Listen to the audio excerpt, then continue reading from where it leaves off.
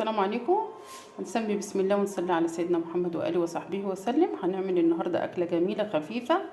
بتحب ايه يعني التحابيش وكده. هنعمل حبة سردين. ممكن السردين جميل جدا وهو مغذي، بس ممكن نعمله بأكتر من طريقة، بس أهم حاجة يكون طازة وجميل زي ده كده.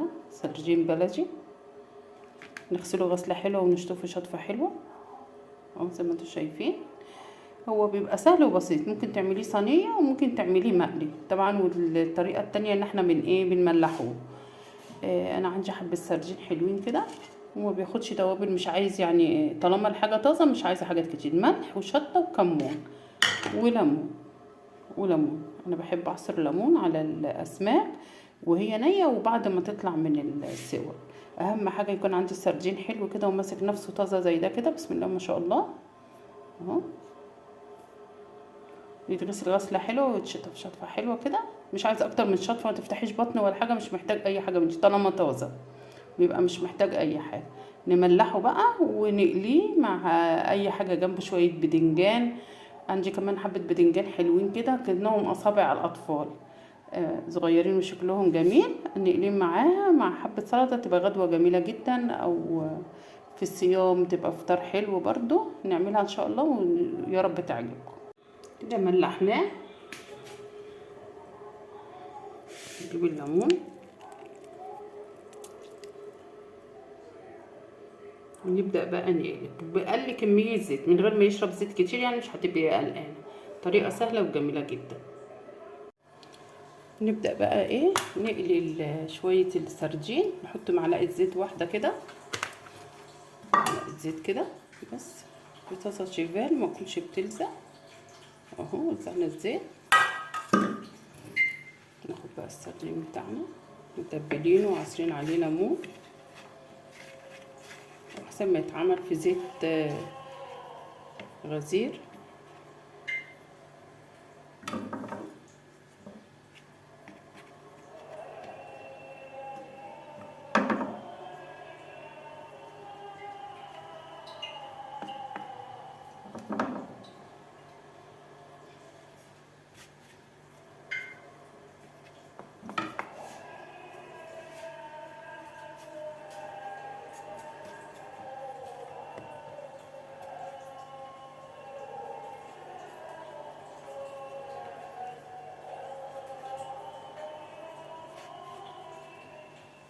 حط بقى على النار يتقلب في طبق ويتعمل على الوش التاني بكل سهولة.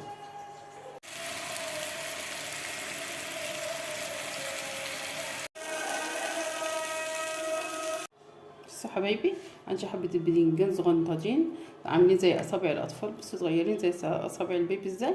هنعملهم جنب السردين. احنا بس مجرد ما نشيل الراس، انا مش هقشره ولا اي حاجة، ده بيتاكل كده مع دقة انا هقشر حتة صغيرة كده عشان اللي بيقولك هعرف استوى ازاي. تقدري تقشري بس جنبه واحد كده يدي منظر، وفي نفس الوقت اللي بتقولك ما اعرفش تعرفي من حتتين، من الحتة اللي هنا تحت اللي حته من تحت القمع من الجنبين دول او جنب واحد. لكن اللي عارف ما يعملش، مش لازم يقشره. نشيل بس الطرف بتاعه كده وجنب واحد بس تاخديه بالسكينه كده او بالقشار. بس لما دي تحمر هتعرفي ان هو استوى من غير ما تفتحيه. ما تفتحوش كده بالسكينه عشان ما يشربش زيت، او من القمع من هنا. طالما القمع بتاعه المكان اللي انا شلته ده هيبقى يحمر، يبقى كده خلاص استوى. وبنعرفه طبعا من السكينه ندخل السكينه فيه كده هنلاقيه ايه. بصي ما تشيليش القمع، يعني ايه نص الباذنجانيه عشان ما تبقاش في مكان لشرب زيت، هيبقى خفيف جدا كده. وناحيه واحده بس، عشان في ناس بتقولك هعرف منين ده، هتلاقي ده ايه احمر. يبقى جميل بقى مع دقه بالثوم والخل والليمون والفلفل الحامي، هيبقى جميل جدا جنب حبه السردين وجنب اي اكل اهو. اعملهم بقى كلهم ونرجع تاني نقلي بقى مع بعض.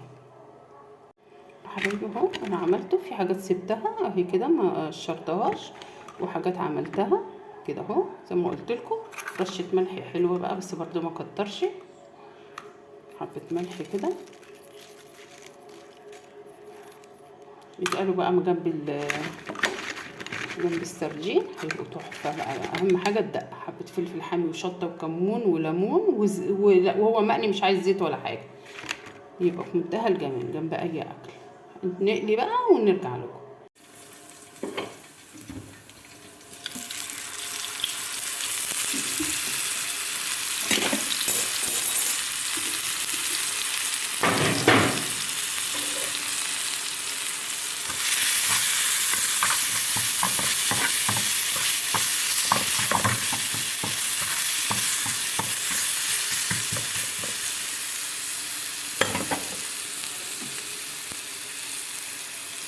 الطشة بقى ايه